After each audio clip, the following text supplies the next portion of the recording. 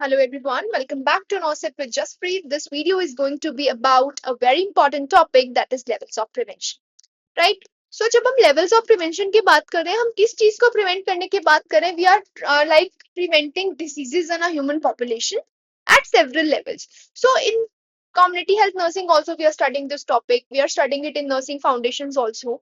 Community health के context में we have posted a separate video which is more detailed, which is more informative and which is like for like थोड़े से upgraded students जो बिल्कुल fresher नहीं है इस करिकुलम के लिए, बट ये नर्सिंग फाउंडेशन स्टूडेंट्स के लिए है.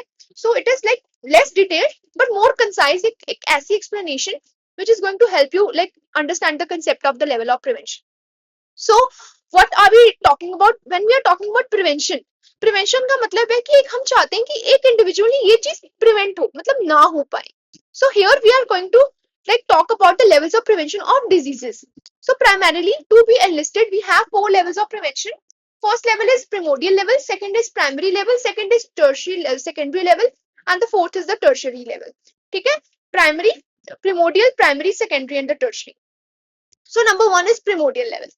हम primordial level of prevention की जब भी बात कर रहे हैं, we are talking about the primordial level of prevention as a level of prevention where we are going to reduce the emergence of the risk factors. हम नहीं चाहते कि एक individual में ये risk factors develop हो. So we do not want the risk factors to be born in a population who is actually unexposed to it. एक healthy population जो unexposed है उस risk factor के लिए, हम नहीं चाहते हैं कि उसमें वो चीज expose हो. For example, हम एक छोटे बेबी में we are not inculcating the practices of having too much of processed food. तो मतलब वो एक अनएक्सपोज्ड पॉपुलेशन है, हम उसमें रिस्क फैक्टर्स को एमर्ज ही नहीं होने देना चाहते जो उसको फ्यूचर में नॉन कम्युनिकेबल डिजीजेस के रिस्क में पोज अप करें, right? Like we are going to create a very health promoting environment sort of thing. ठीक है, सो हम चाहते हैं we do not want the population who is unexposed to be exposed to certain risk factors. For example, we are teaching children healthy eating habits. We are asking them to do the regular physical activity, do not smoke, do not use alcohol, do not indulge in the drug abuse, to provide safe smoking free public areas. ठीक है, हम नहीं चाहते हैं कि एक unexposed population इस चीज के एक्सपोजर में आए, इस रिस्क फैक्टर के, कि फ्यूचर में उसको वो डिजीज हो. ठीक है, ये हो गया प्रिमोडियल लेवल ऑफ प्रिवेंशन.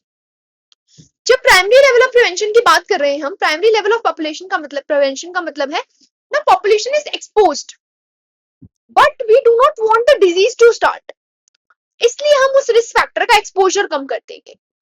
ठीक है, बहुत ही सेडेंटरी लाइफस्टाइल से नॉन कम्युनिकेबल डिजीजेस होती हैं लाइक ओबेसिटी.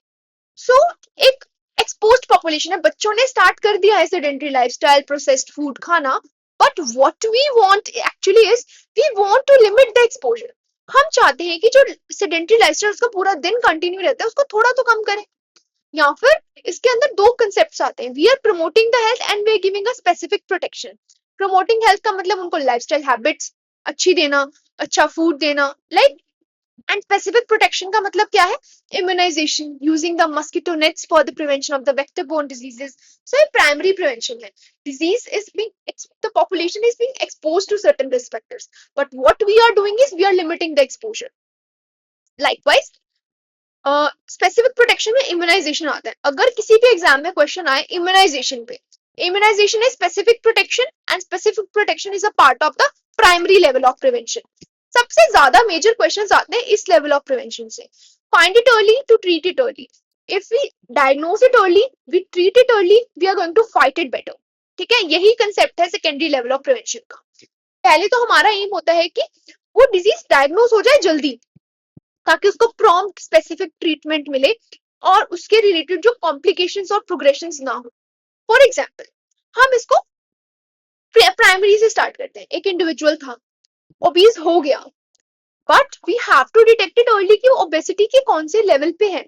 ठीक है, कितना उसका बीएमआई है, how we have to treat it, ताकि वो सब्सिक्वेंट नॉन कॉम्प्लिकेबल डिजीजेस के रिस्क में ना आए.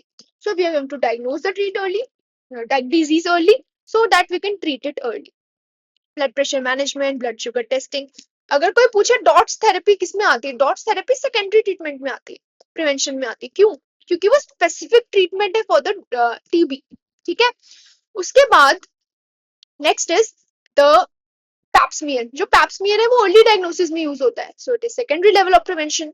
ब्रेस्ट सेल्फ एग्जामिनेशन की अगर बात की जाए तो ब्रेस्ट सेल्फ एग्जामिनेशन जो बेसिकली है it is also secondary level of prevention. ये बहुत ज्यादा क्वेश्चन पूछा जाता है नॉसेट में भी, दैट डॉट्स थेरेपी किस में आती है, इम्यूनाइजेशन किस में आती है, पैप्समियर किस में आता है, ब्रेस्ट सेल्फ एग्जामिनेशन किस में आ रहा है, यूज ऑफ मस्कीटो नेट्स किस में आ रहा है।